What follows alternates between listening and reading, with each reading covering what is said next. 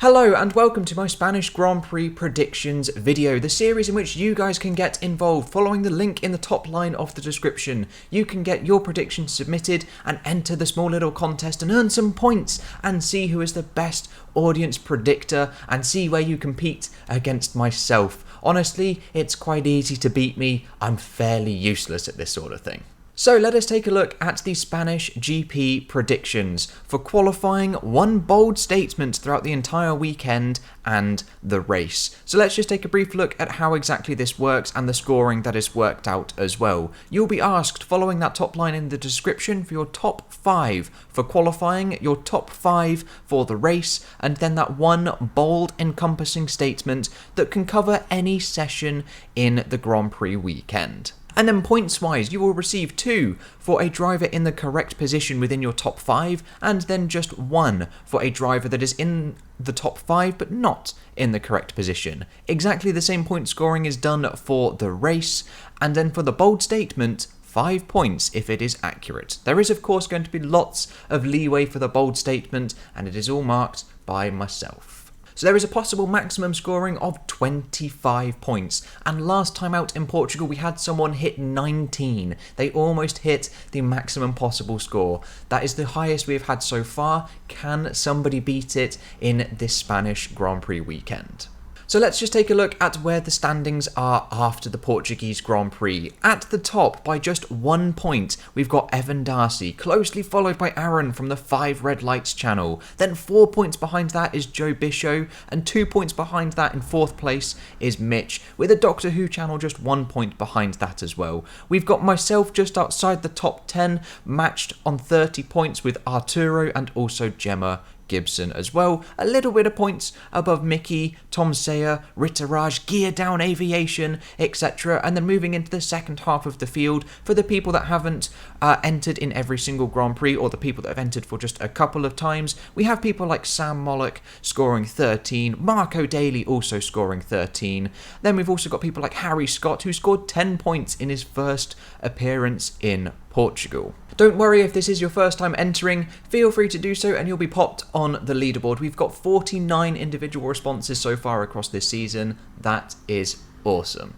But without further ado, we will jump on into my predictions, and we start of course with qualifying. So the top 5 for qualifying, based off of the historical data that we've got at Spain, I'm going for a Lewis Hamilton pole position. It is a track that favours the Mercedes, a nice, long, straight, some twiddly-widdly bits in the middle sector, and then the complex ending sector, which I do actually think the Red Bull will be slightly quicker than the Mercedes in, which is why I put Max Verstappen on the front row in P2. And then also Sergio Perez as P3 over Valtteri Bottas, with Charles Leclerc in the Ferrari being P5.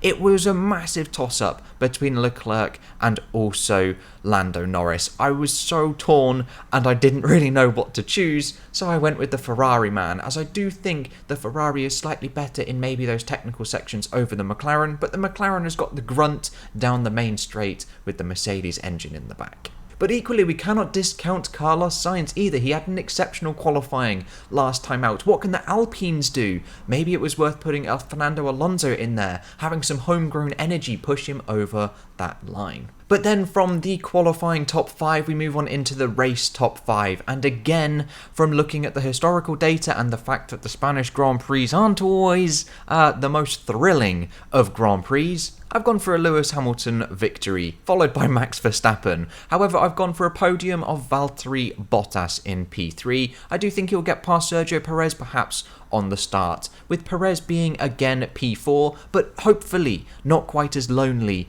as he was in Portugal. And then finishing out the top 5, Leclerc.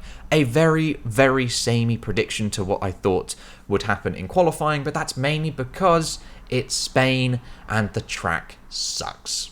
But I do hope we can actually have some sort of decent racing, maybe some tension or something like that. I don't really want it to just be a procession where nothing really happens, but a little bit of tension and maybe a couple battles here or there, and I'll be pleased. And then for my bold statement throughout the weekend, I've gone for an AlphaTauri will be out in Q1. Doesn't matter which one, just one of them will be out in Q1, as I do think the Aston Martins are going to have a little bit of pace this weekend, as it is a track that suits their design philosophy, the Mercedes design philosophy, and equally the Williams might just propel themselves with George Russell into that fray, and possibly we could then see the detriment of the AlphaTauris moving slightly further backwards, but obviously I could just be spitting absolute bollocks, who knows.